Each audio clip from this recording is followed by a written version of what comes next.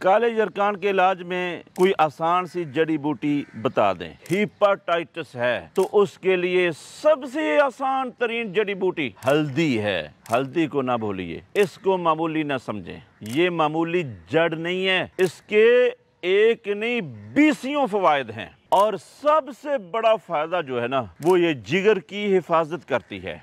जिगर को हर आफत से, हर बड़ी बीमारी से बचा के रखती है। और हीपाटाइटिस, जिगर की सोजश, हीपाटाइटिस, काला जरकान, जरकान अस्वद में ये आला दर्जे की दवा बनती है।